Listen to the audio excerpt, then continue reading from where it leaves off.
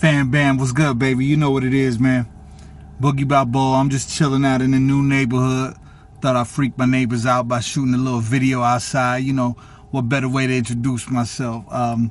But really quick, I just wanted to share something with you. You know, you ever been called to do something and for some reason it just doesn't seem like it's, you know, quite happening as fast as you want it to happen, and you know, there's certain things that are just going on in your life that you're just confused about because you know that God has a particular thing for you that doesn't seem to just be, you know, coming as quickly as you would want it to come, or get put together as smoothly as you would want it to get put together. I actually was doing a little bit of reading, and I preached a sermon a couple of weeks ago about David. You know, before he was king, he was anointed by Samuel to be king. And, you know, David, of course, if you know the story, he wasn't, the father didn't even like him. He was the runt of the litter, you know what I'm saying? Like, he was just whatever. And so God actually saw his heart, fell in love with his heart, and told Samuel, yo, Samuel, go and anoint my boy king. So, you know, right there, right off top, you know, we sit down and we're like, yeah, God appointed me, anointed me, called me to do all this stuff. This is it. Yeah, at that point, David could have just been like, yo, you know what? I'm king. I was anointed king by gods. The prophet Samuel came, told me I'm that dude, you know, and immediately he could have moved into what he thought was king mentality.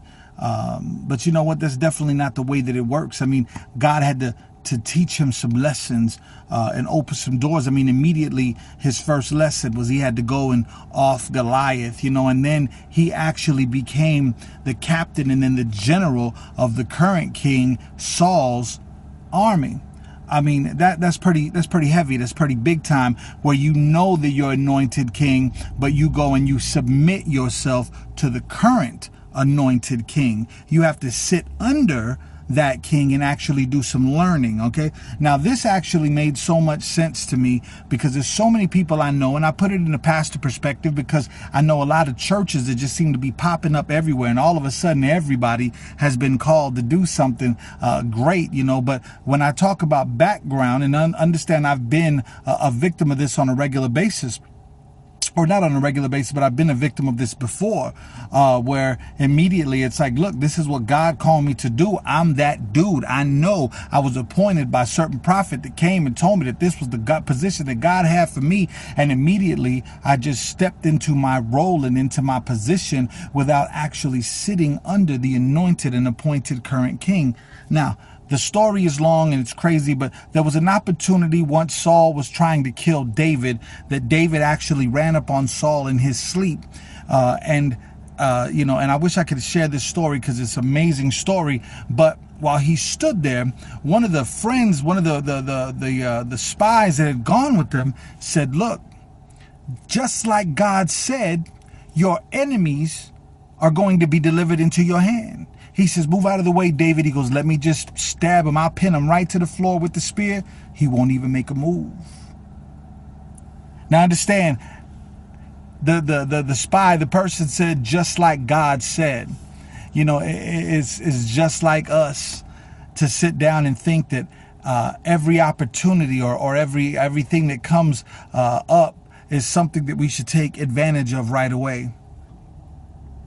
Trust me. Not every opportunity is something that we should take. Some opportunities are just tests, you know, and in the midst of our struggle where God is actually teaching us certain lessons, that doesn't necessarily mean that God doesn't love us. It means that we are actually being called to learn, to be elevated. David didn't kill Saul, not because he didn't have the right to, because Saul was trying to kill him.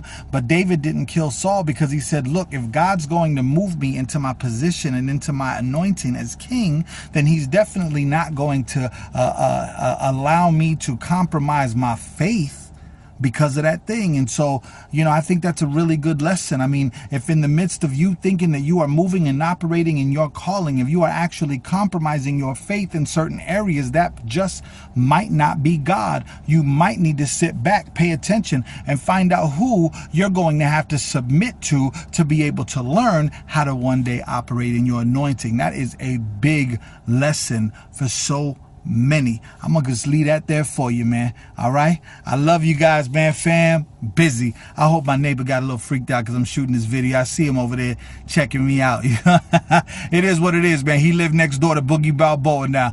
Goodyear, what up? I'm gonna talk to y'all later, man. Peace.